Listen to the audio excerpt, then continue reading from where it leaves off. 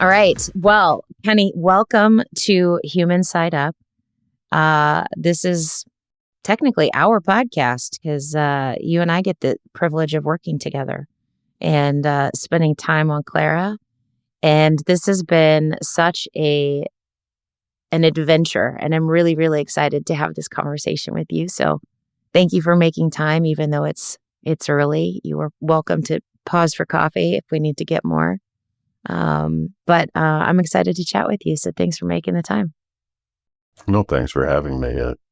I look forward to the questions you're going to ask because they could go a number of ways since this journey has taken us a number of ways, number of directions. So, and you've provided me with no prep, which oftentimes is better for me. But I'm a little out of practice. I've been in the public eye per se for since I was 18 years old, I guess, or maybe even before that. And now 42 years later, almost 43 years later, this is my first interview or podcast or conversation in a long time. And that was purposeful because I never liked to do, that was a side of me in my former job that I never embraced. And I've always been a little bit of an introvert and a lone soldier. And to have to do that, I had to become someone else often. So, but this is different. We're like a friendly conversation. So look forward to it. Good. I promise to go easy on you. I appreciate you sort of re-entering this world with me. Having, just working with you, I do know that that's been something you've been grateful to have a break from for the last year or so. So I appreciate that.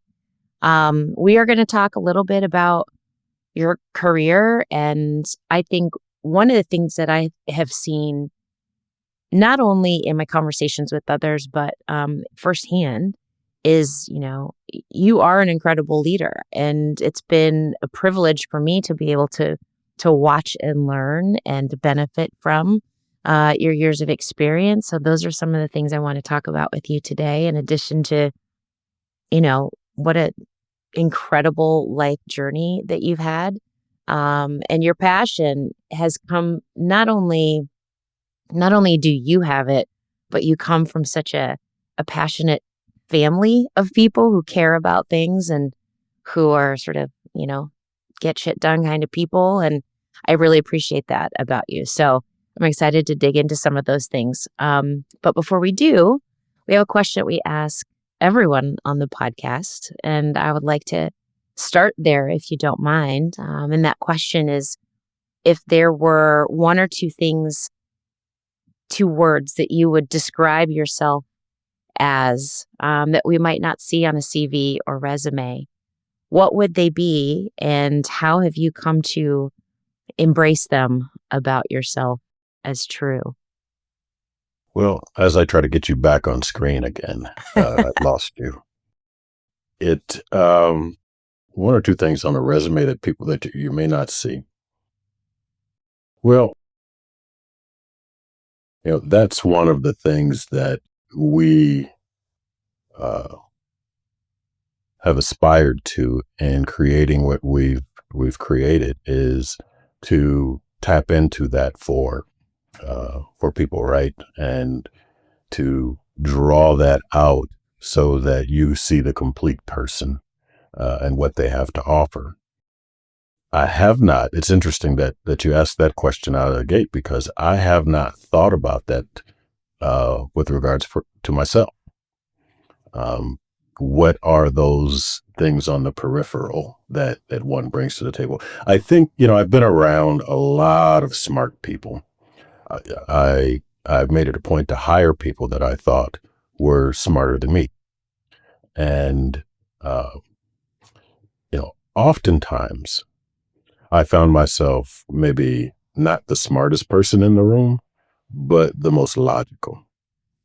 and the most structured, the most disciplined in creating a course of action, action plan, and acting on it in a very strategic, focused way. So now, how does that, where did that come from? How did I develop those things? Well, interestingly enough, and I got to go back to childhood. I was that kid that was uh, so fearful of speaking in front of the class that I told all of my teachers I'm not doing it, and I sat in my chair, was terrified. Um, so I took the F. Unfortunately, I got A's and everything else, so I ended up doing pretty well in school. But that particular um, trait or flaw, I guess, has lasted a lifetime. And even as the general manager of the White Sox, when I got that position, I actually turned it down the first time it was offered to me or mentioned as a possibility to me because I didn't want a public role. I just wanted to do my job. I was running the minor league system for the White Sox. I just wanted to do my job in that particular area. And, the funny part about that is in I had to become someone else to get through all those interviews, all those um, times where I had to stand up and not lead the group. That was more comfortable.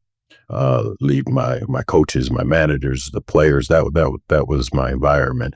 But you put a camera in front, or a crowd of people in front, and it was a different story for me. So, sometimes you have to um, challenge yourself and get outside your own comfort zones to tap into things you didn't even know you had.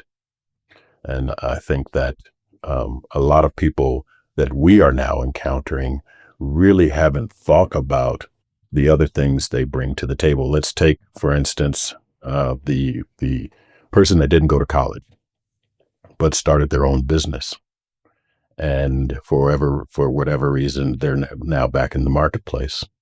Well, that person has skills in uh, accounting, marketing, sales, um, leadership, all the different things that you need to actually embark on that kind of endeavor in starting your business.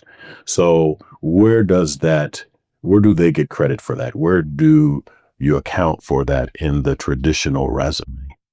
The answer is you really don't. It's mentioned, but not all those skills are factored into the skill set that a particular employer may be looking for. So, one of the things that I'm really proud of is that we were able to, with your leadership, we were able to bring that part of what we do to life. All right. Thank you. So we've got logic, and we've got uh there's a little bit of working at the edge, right? Like of being uncomfortable, being okay, being uncomfortable.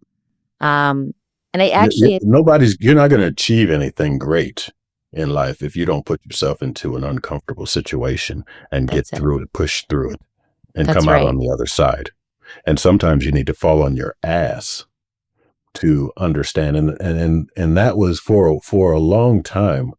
I'm not sure I put enough focus and value on and it wasn't until I did, to where we put together a championship team and won the World Series, where I started to focus on some people that fell on their ass, got up, and still, continued to grind and push forward. So a lot of people, take a setback as a negative in their life, and they're so busy looking down at the floor and their feet, the whole woe is me, that they haven't looked up to see that opportunity pass right by them, Yeah. right? That next opportunity. So, when I try to talk to younger people about, such things. It's, there is value to being knocked on your ass and then and pulling yourself up and still, making a way for yourself.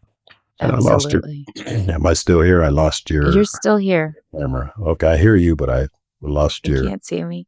yeah, that's all right. Um, yeah, I think there's a lot of value in that, Kenny. I think, one of the things where when we first met one another, one of the places where we aligned the most, and I also got this out of Zoraida, your other half, and and partner in this, um, is that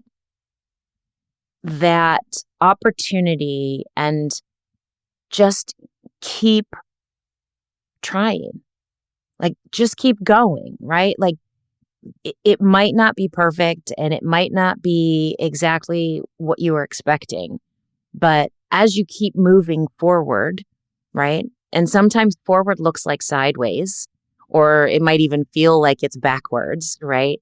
But on the other side of that is that growth, right? And for a long time, people would ask me like, what is your, there's this language now, people, what is your superpower? And I'm like, I don't know if it's a superpower, but I'm comfortable being uncomfortable, right? Like I believe I will figure it out. And having that sort of self-efficacy is something that I know that we all shared because even, as one of the core values of our company, everything is figure outable. Like there is a way to get through it and to figure it out. And so I know that that's not just something that you say, but definitely something that you've embraced. And it's a place where we really readily align. So in thinking about, I mean, you've had an incredible career in sports and, longest tenured African American executive in baseball. Like you've done some stuff, right? You've seen some things, you've accomplished a ton, as you just mentioned, a World Series. I would love to maybe take this back a little bit to the Bay Area and a young Kenny deciding you had a couple of paths, you had a couple of opportunities coming out of that life, and you were surrounded by people who were encouraging you and really exemplifying there is no opportunity to opt out. Like you can't opt out. You have to do something. You have to be engaged and take a stance and be involved. And I would love to just hear a little bit from you about that because it's been so critical to your success in your overall career, all the things you've done, even outside of baseball. I've been asked that question a lot in my um, career in life, and I typically answer it because it's and I'm setting the stage for this because the answer has evolved, and I attributed much of the focus and the directions that I was guided in by my father, my mother, uh, my stepmother more than my biological mother, um, who who she will tell you in a minute she didn't miss a step. So it's even uncomfortable saying that word. She's my mother, and really, I think saved my life because she's the one that, my biological mother was one of the first Black Panther members, in Oakland, California. And, started out as a community organization, as everyone knows. And because of some government influences evolved into, some other things and was seen by the public as a threat to society at large. Really was just a organization trying to help in their own communities. and was forced to do some things maybe on the other side in defense of that. So, there was that. And, yes, I, you know, was taken through the Panther headquarters where Huey Newton and Angela Davis and Eldridge Cleaver and all of them, were.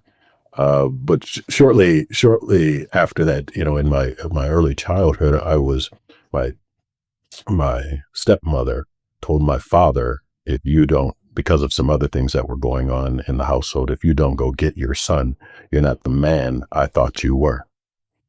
And my father stepped up, went, got me, and took me to San Jose.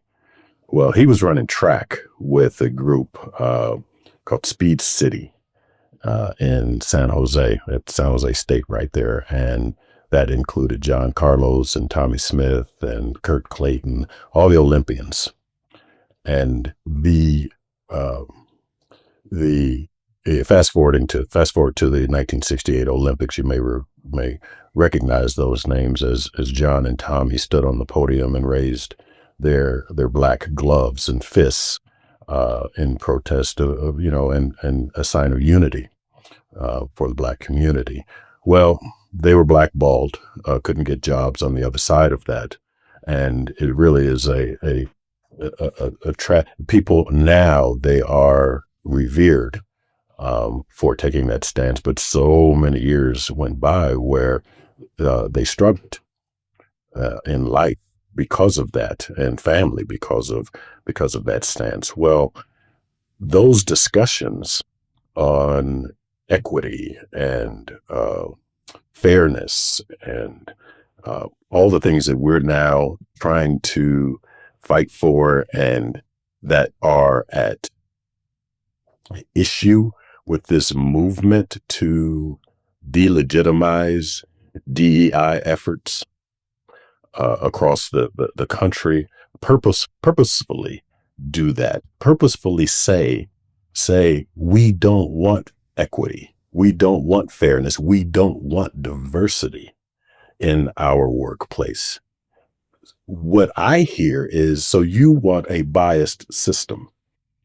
Why don't you say that? Stand up and say that. Don't hide behind an acronym that you're trying to delegitimize. Say who you are, say what you are, because that is, when you say you don't want fairness in something, well, stand up and say what you're about, really what you're about. Anyway, so those conversations were held in the house, and I'm a kid listening to this. Yeah. And it wasn't as if they said, go out and play. No, you stay right here because you need to hear these things that are going on in life. You need to. I was probably the most prepared person that could possibly be put in the position I was put in when I was named general manager, to get all of the death threats that I got from simply being named to a position, or the opposition on the radio when I was named to the post, and I'm driving home and that person says the only reason he got the job was because he was black. I got home and spray painted on the side of my house, was, some things that I'm tired of repeating. They're so disgusting. So, but I was prepared, and I called my father and I said, here's what's going on. He's like, well, yeah, you got this. You were 10 years old and listening to or answering the phone with death threats against me and John and Tommy. You got this. And so all of those things combined. The interesting thing is, when I tell people about those discussions in the household, then I ask people, well, what's your visualization of the round table, the conversation? And they say, well, you've got, it's all black, people there, discussing issues. I'm like, no, it was black, Mexican, white, uh, at the rainbow. And my father really valued and appreciated the people that weren't Black that were there because they didn't have to be there. Right. They were just there because it was right. It was just. And so I never felt like, even with the background that I came with, that I had to be surrounded by one particular group, one ideology, one way of charting a course. I was taught to look at the other person's vantage point and where they were coming from. And that, I think, has helped me. It's helped me to this day navigate through some very difficult situations. And and and I've been rambling so long now. I'm trying to think of what your question was. Oh. So over the years, that has been my answer as to what shaped me early on. I wasn't allowed to play any sports unless I brought home the grades, and they were serious about that. I appreciate that because, you can get sidetracked, but that was my carrot. And I passed that down to my kids as well. But the more I, look back and I reflect, my grandmother had me in church. She says it wasn't 5-6 days a week, but it was 5-6 days a week. uh, Early on, before we moved to San Jose, and always, I always had her voice in my head when potentially I might want to go left instead of going right. And when I think back, I think, wait a minute, I don't know that I have not put, what makes me so fortunate in life, to have experienced the things that I've experienced, to meet darn near all of my heroes growing up, and to get phone calls from them and to know them personally. What makes me so special, and I think she prayed for me a lot. I can't ignore or escape that. I think I'm a byproduct of my grandmother's extreme uh, prayer, which I think set the foundation for so many things. And that voice in my head kept me on the right track. When, everybody, when they're young, you see that fork in the road and you can go towards the neon lights instead of, the other direction. So that's the answer now that is foremost in my mind. Well, thank you for sharing all of that, because I think, we are a product of every experience we've ever had and every person whom we've encountered. And some have more significant influence than others. And yet there's a fundamental truth that there are people in our world and in our history who leave a deeper imprint than others. And that matters, right? And maybe it's a grandmother. My grandmother was one of those people in my life as well.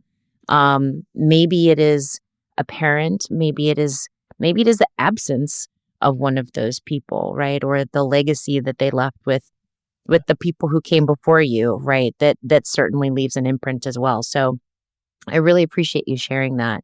There are a couple of threads there in some of the things that you've shared that I kind of want to pull on. And one of them is, the conversation around DEI and DEIB, whatever, justice, whichever letters we talk about in that acronym. And the conversation's really been turned into something else entirely. And I know you get as passionate about that as I do.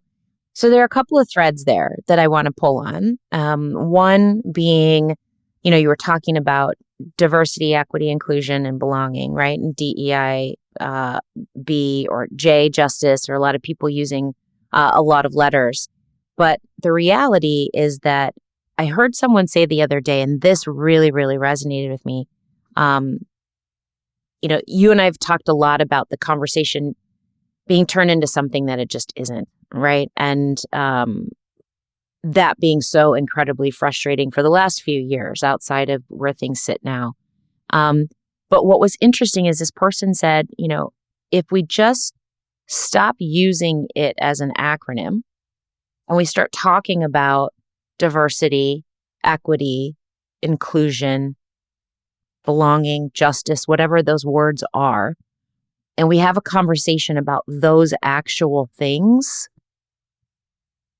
it changes it somehow, right? Because DEI is this boogeyman in the corner. It's been turned into this acronym that people can say, oh yeah, DEI and affirmative action and all of these things. Well, when you start talking with someone about, okay, well, what is it that you don't want, right? To your point, is it that diversity doesn't work for you? Is it you don't think people should be included in opportunities? Is it that you don't think we should treat people equitably? Is it that people don't want to feel like they belong where they are? When you start actually talking about what those things are, it changes the conversation, because then someone has to be clear about what part of it they're not down with, right? Like what really bothers them. And, I've been looking for a way myself to sort of help. We have this conversation a lot with people, given the work that we do. And I've been thinking for myself, like, how do we change that conversation? And I end up having great discussions when we start talking about the actual values of the thing. And I find that there's a lot more alignment than people might say right at the outset of the conversation. So I'm curious if, without stepping in any landmines, because it certainly could go that way. I'm curious if you could talk just a little bit about the role that inclusion and diversity have played in the work that you've done, in building the organizations that you've built, over the last 35 years of your life. So you see me smiling I do. because I am so out of patience with people. I don't get it. I've not gotten a clear explanation on why some people feel the way they do about this subject. And when I do get into these conversations, it's not turning out well, because and I'll take you to one I just had a couple of days ago. Very successful, important person. I'm gonna leave out his name, but just the logic escaped me, because there was none. And then when I said, okay, well, if you're against this, you're for bias. So explain to me why you're for bias in the hiring. We weren't just talking about hiring. I was talking about college admissions and the whole thing that is now has been weaponized to deny people opportunities. Right, that's what this is. And I asked him. He's a white man. And I said, exactly where do you think that white men aren't getting an opportunity in, our society? And, he talked about qualifications, and there was an implication that all DEI efforts are resulting in people who aren't qualified for positions. And I said, okay, so You are an Ivy League man. You are proud of that, right? Yes, some of the best talent comes from the Ivy League and, the Stanfords of the world. And I said, okay, so assuming that you believe that, in your heart of hearts, you do understand that those same institutions, Harvard, Yale, Stanford on the West Coast, some of the most respected institutions have studied this, and companies have studied this. And what they have found is that productivity in organizations, in schools that subscribe to the ideas behind diversity, equity, inclusion, belonging, see 30% productivity gains, whereas those that don't see those type of gains. This is coming from your Ivy League institutions that you have steadfastly stood behind year after year on subject after subject. And so now you're taking this one and saying they don't know what they're talking about. I said, okay, I'm a person that likes to see people's vantage points. So since you have this belief, you tell me why they are wrong. Why the very institutions you went to and you have stood behind, this is what they're saying. Here's what some of the top companies across the nation are saying. And you're saying, no, that's wrong. Where's your evidence? I'm giving you my evidence. Where's your evidence? And that's when I started getting some rambling, bumbling, you know, answers and pointing to specific instances where a particular something went wrong somewhere, and they pointed the finger at someone who happened to be a woman or minority. And I said, really? I said, you know what? I bet you I probably could find more non-minorities and more that have made more mistakes in the workplace than you can find. And simply because the group that I'm talking about doesn't get a whole lot of opportunity. But okay, so I and so the conversation then gets a little adversarial, right? And as I stated at the opening of this little the second rambling, the session that I've had here, or segment that I've had here, um, I'm out of patience with these people. So I'm just saying, you know what? We have developed something that can mitigate bias, and the people that are interested in it will be interested in it, will use it, and will make gains from it. And the people that don't, you're just going to be left behind. Yeah. You're going to miss out. That's for real. So question for you. You've really spent your career identifying and developing talent, both on and off the field. And so I'm curious what first made you realize that the hiring process itself needed to change? Well, sports, you have a on-field product, and then you have the off-field product, the administrative role that you have to play. So, in addition to putting together the team, people think that, the game starts at 7:00. People think, oh, you show up at 6:00, when batting practice starts, and then, what a great job. Well, no, I've been here since 9 a.m. There's a whole bunch of administrative stuff. I got stacks of budget books, like that. So I think that what I'm looking for in my coaches, my development people, managers, was different than what I was looking for administratively. Uh, I I have been very fortunate now, in in the sense that I hired a man named Rick Hahn as my assistant general manager 20 some odd years ago. and he was my right-hand man, and we complemented each other in a variety of ways. And now, I have you by my side, and you spoke earlier about an example that another person said to you. They knew how to get out of people's way. Hmm. That took me a while to learn, but when I learned it, when I got confident in it, we got better. Mm. And early on with you, I realized, oh, okay, get out of her way.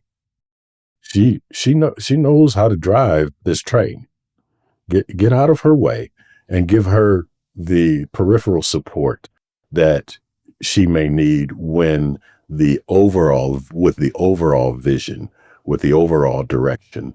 And you don't need to get in the weeds on anything. And so that frees me up to think, big picture. And that's a very valuable thing, a very, very valuable thing. So, I'll say on the administrative side, I needed, Rick is a lawyer.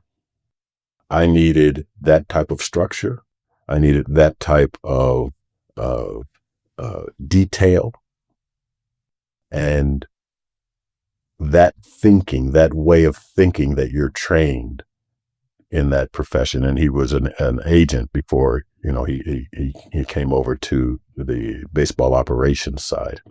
So I wanted those type of people around me in the administrative side, on the player development, on the team side of things, the baseball operations. I first wanted people that were not intimidated by me. I can be short sometimes, straight to the point. And I recognized early on that if you didn't have a substantial confidence in you, that I could shut you down, shut down a room. Right. So I had to have people around me that were not afraid. Two stories. I hired my manager, Ozzie Guillen, who, was the World Series manager. And that was after an argument that I was right there in the interview.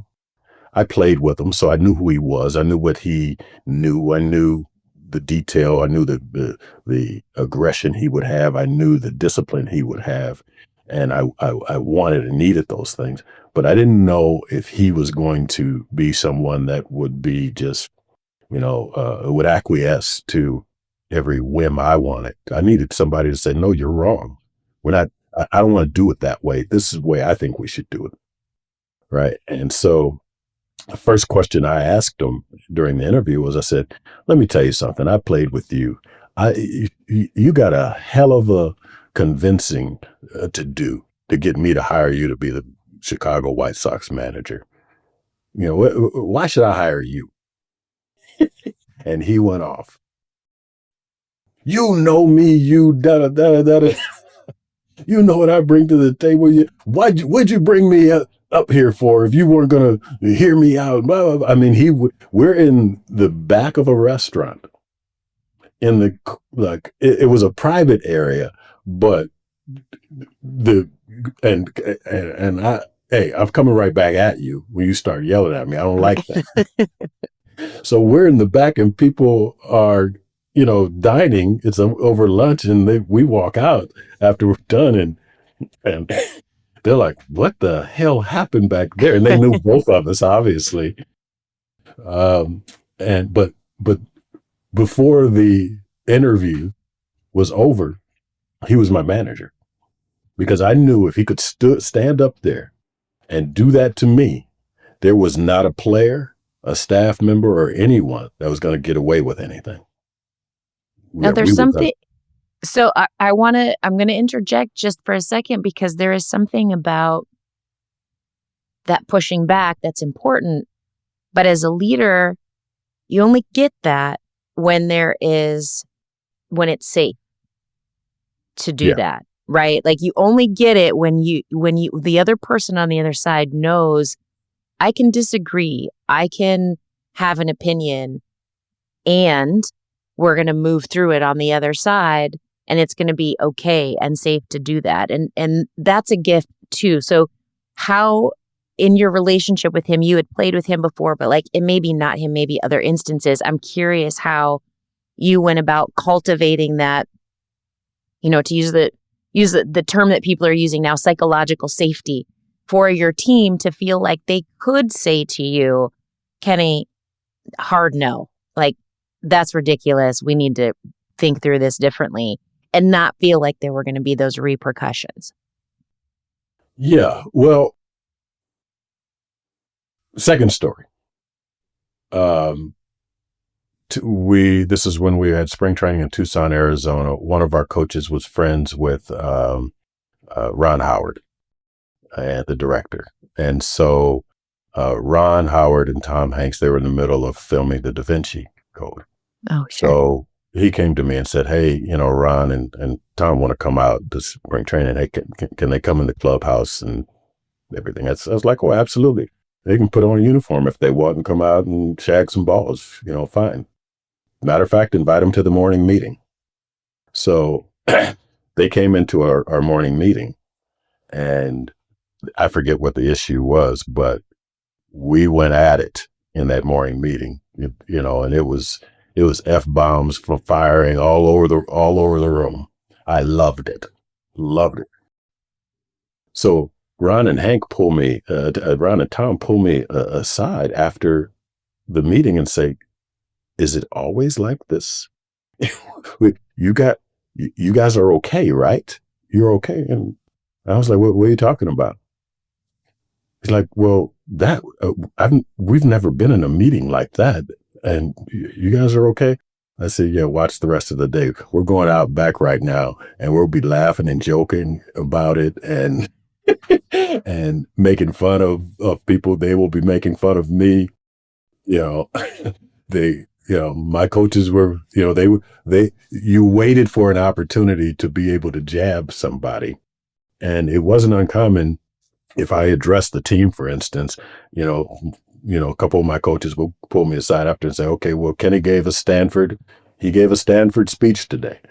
And then other times they'll say, ooh, that was a Mount Pleasant High School speech. That was bad. But so I'm answering your question by showing you that when you walk out of that room, you're all pulling from the same rope, and you make it evident. And if you're meeting at the bar later, you're hanging out still, and the players see you, other coaches see you, the administrative people see you being disagreed with. Sports is a little different. Like the baseball ops side with those, I don't want to say egos, but the characters over there, different than the administrative side, in the way that you can foster that type of disagreement and kind of conversation. But I think you have to be more careful in how you articulate some of it. But you still, on the other side of it, have to make sure that, again, you make people feel safe in that environment and that it's okay. And you're all pulling from the same rope. So I'm hearing a couple of things here, and please correct me if I'm putting Tasha words on these instead of Kenny words. I would say one is really clear about outcomes and like objectives, like what we're actually aiming to do is very clear. So we're all pulling in the same direction, doing the same thing. Two is no, you're not holding grudges, right? Like you're not holding it against someone that they disagreed with you or thought your idea was, garbage, whatever language they're using, right? That it's okay to have that conversation and I still respect you as a person. 3, you know the people you're talking to. So, even in the example of, operations versus on-field conversations, understanding the person with whom you're having the conversation and making some adjustments. Perhaps it's all still you. You're all still straightforward. And you're still honest, but you're making those adjustments. So those are 3 things. I'm hearing clarity of purpose and vision. I'm hearing not holding grudges and that respect that your ideas are just as valuable as mine. And I'm going to hear them out. We might disagree, but I still respect you. And 3, I know you enough to know how to engage with you and to show up with you. There's another one. Great. And I think that's sensitivity. I think you need to be sensitive to another person's journey. Yeah. They may have what's happening in their life, because that can, there are times where maybe you want to ease up on a conversation, or maybe you want to push where they are in their life, what their history is in former jobs, for instance. That goes to your getting to know people. We have an eclectic at CLARA. We have an eclectic group of personalities, right? Some are more outgoing than others. And the ones maybe that aren't, you have to, I believe, spend a little more time in making them feel like it's safe to articulate any opinions that they may have, because you don't know. I used to make people very uncomfortable in our rooms, because I would allow the interns in, where trade discussions, very sensitive, or contract discussions, very sensitive information. I'd allow the interns in, and would ultimately ask them a question in the room, because you don't know who's holding back valuable information or a valuable opinion. And by doing that, you establish trust in people and value. And you have to do it by addressing or understanding who they are and what brought them to this point in their life, and as a leader, what they need to take the next step, and always be interested in that, and express that to them, that you are interested. I for so many years, I've been more interested in what I can do for other people than what anybody can do for me. Yeah.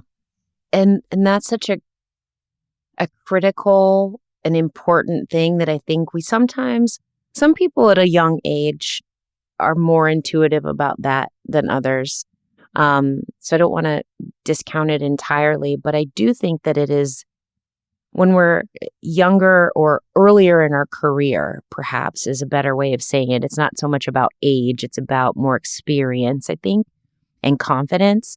When we're insecure, or feeling like maybe we're in over our head, or we're operating at, what I like to call a growth edge, it can be default to try to prove something, right? Try to prove what it is we know, or how good we are, or that we deserve to be in the spot that we're in. And what that does is the fact that when you're then working with other people, they can't be their best selves, because you're trying to be all the things, right? And so shining a light on other people is such an incredible way to get the best out of a team or an individual, and helping them find it, how it is that they contribute best, right? Because not everybody is to use sports, I was going to go with basketball, but we'll go with baseball. Not everybody's a pitcher, right? Like, or not everybody. I'm going to just go with basketball because listen, growing up, when I grew up, That's fine. I it's played all about the basketball. Bulls, right? It was all Yeah. about Jordan and Pippen and, Rodman, like that team, right? But you can't all be, not everybody is a Michael Jordan, right? Like he's special because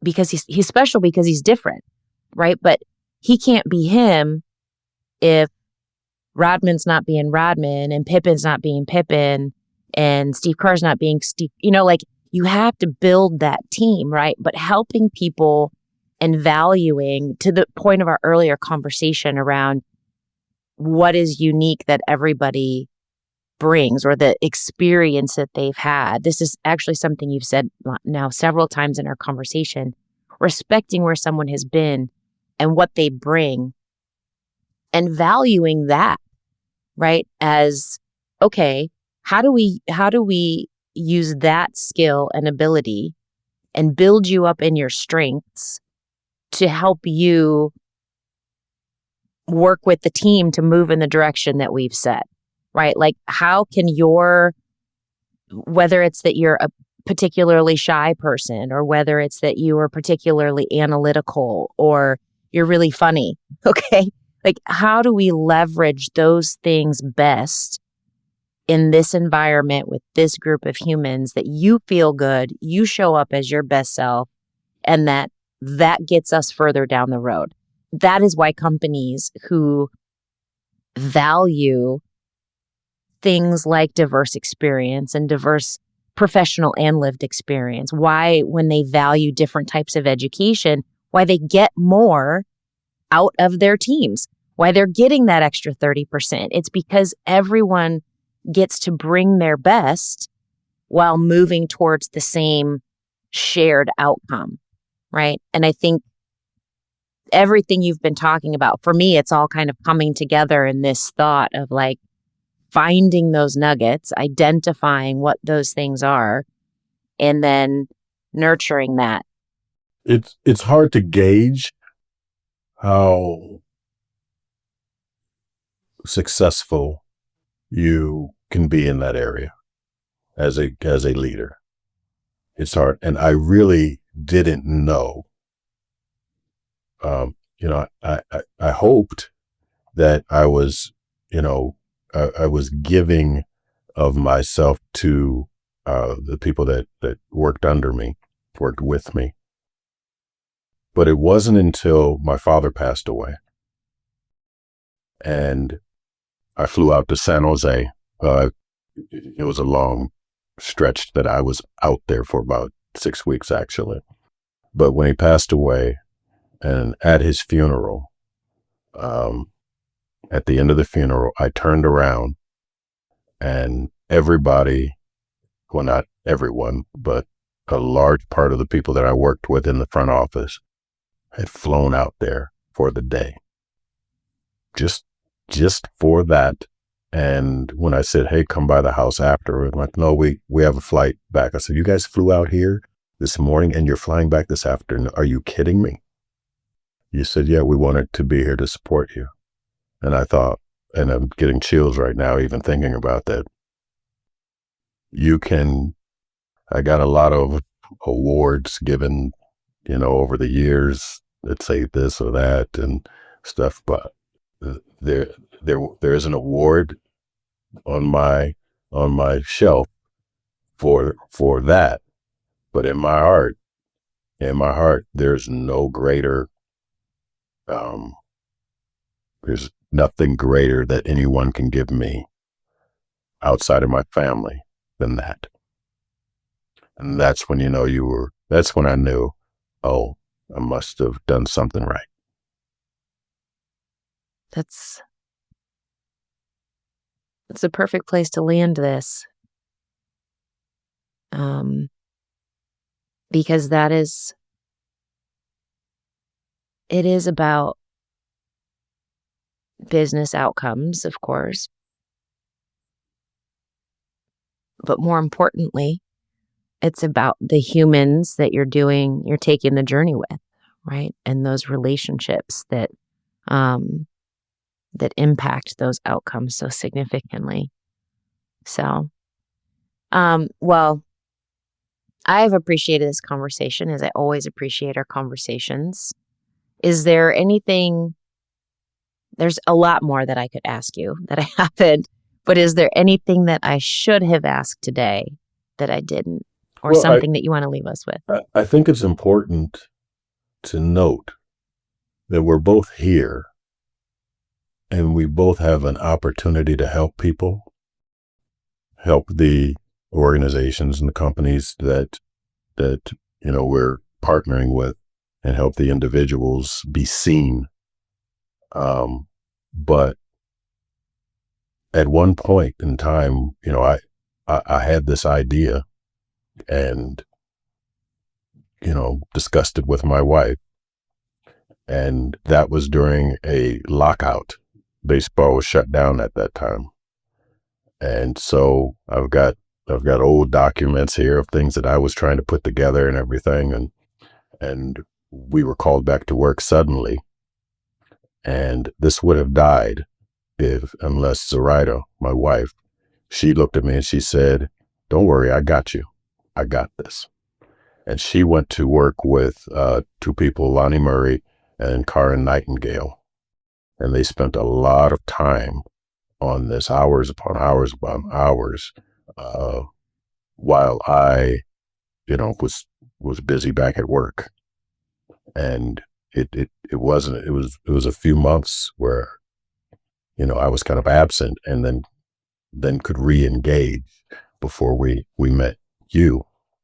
And they kept it afloat. So if it were not for these women, my wife and these other two women, we would not be here today in a position to where we have got a unique product, a product that in business, life experience, and bringing all the little nuances that we talked about to the table for people to be seen in ways that they haven't been seen before. And I feel like you send credit where credit is due. +1. +1. Well, thank you to the three of them. Thank you to you. I've appreciated your time and always appreciate our engagement. So, and your support. Thank you. No, thank you. For the people that don't know out there, this Natasha's a superstar. And too kind. And she's the driving force behind this, right now, and we'll hopefully we will cross some milestones here soon, and people will be more aware of us and our abilities to help as time goes on. Thank you, my friend. I appreciate it. All right. Well, that's it for today. Thank you for listening. I appreciate all of you, and hope that you join us for the next conversation, and keep the human side up.